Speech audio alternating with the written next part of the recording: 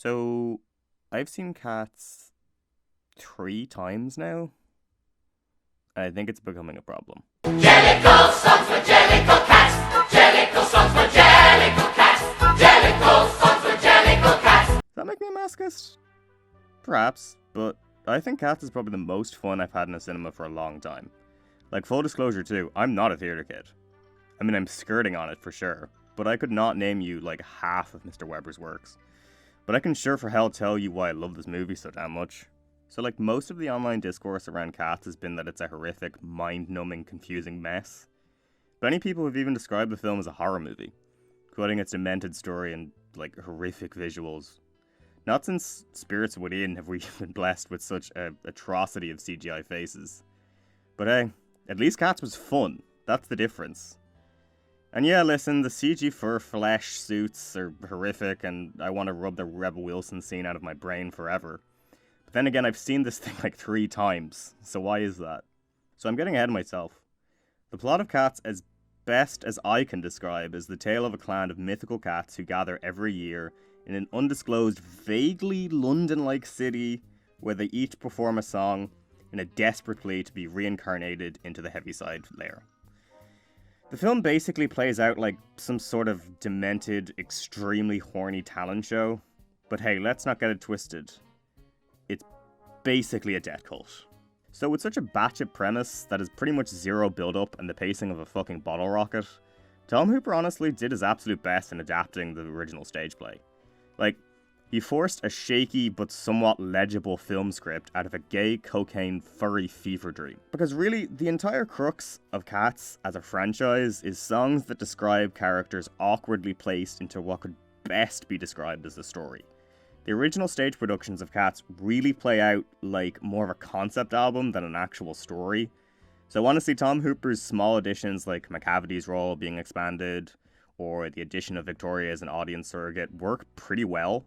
Oh, and don't even get me started on the Great Rumpus Cat. Okay, so like, not gonna lie, the music slaps, you guys. Like, a majority of the world, I had only really heard Memories before, and that's about it. And like, it's a gorgeous, moving ballad, performed really well by Jennifer Hudson, I might say. The more upbeat, lyrical mumbo-jumbo bullshit found in the real Big Show shoppers are really where the movie shines for me, honestly. There's a reason why this musical is one of the longest running shows at Broadway. These songs really do stand the test of time. There's a real sense of confidence and bravado belted out by most of the cast. And hey, while they aren't all the best singers, hell, half of them can barely hold a note, looking at you, Rebel, the songs themselves just hit me. Like, take for example the opening song, Jellicle Cats, that I used for this video. It uses this unnerving diminishing notes that sound like you're falling further and further into this horrific, furry version of purgatory, making your brain question if you, like, either are having fun on the ride or if it's malfunctioning. Either way, you fucking bop on Skimbleshanks, and God knows I'm going to be singing that until the ride crashes. And speaking of Skimbleshanks, listen, alright? Okay, I know we're all compelled to talk blue in the face about how badly the CG doesn't work, and boy howdy it doesn't, but some of the cast are actually trying, and sometimes it actually shows. Melting faces aside. The use of songs that purely express character traits and personalities actually works pretty well, in my opinion. Sure, there is absolutely nothing pushing this train along in terms of narrative or structure, but if you're really just here to see some trippy shit and campy performances, then this movie's for you, my friend. Everyone's really shining through. Like, Ian McKellen as Gus the Theatre Cat acts so hard you almost forget that you're watching Cats. And that's not to say there aren't other great performances. Like, Stephen McRae and Laurie Davidson are really shelling the shit out of Skimbleshanks and Mr. Mistopheles. Like, even outside of their respective bops, they each show, like, a gleam of a magical twink cat. And those boys are really fun. Like, those are both definitely highlights for me. And if you don't want to see magical twink cats, then you can get the fuck off this channel!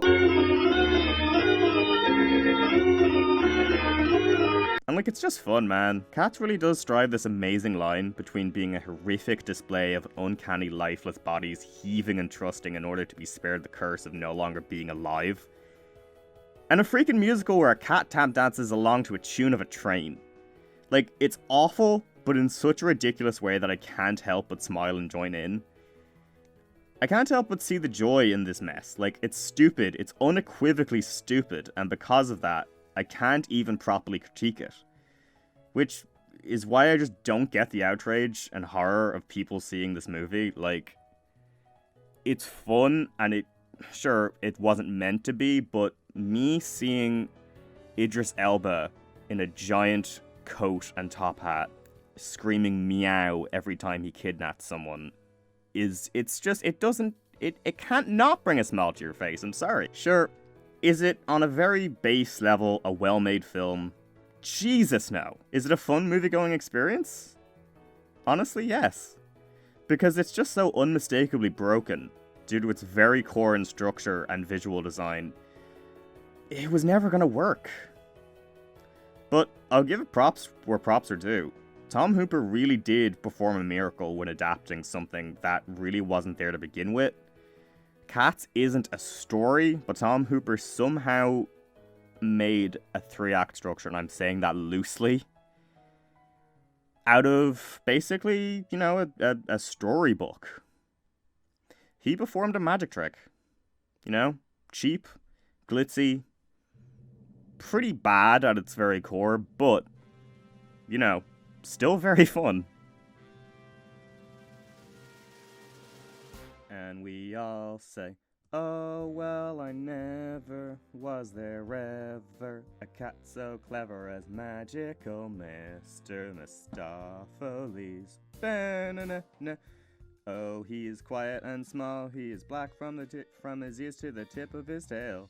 He can creep through the tiniest crack, he can walk on the narrowest rail, he can pick any card from a pack. He is equally cunning with dice. He is always deceiving you into believing he's only hunting for mice. He can play any trick with a cork, or a spoon with a bit of fish paste. If you're looking for a knife or a fork, and you think it was merely misplaced, you will see it one moment, and then it is gone, but you'll find it next week lying out on the lawn. And you'll all say, oh, well, I never was there ever a cat so clever as magical Mr. Mistopheles. Presto!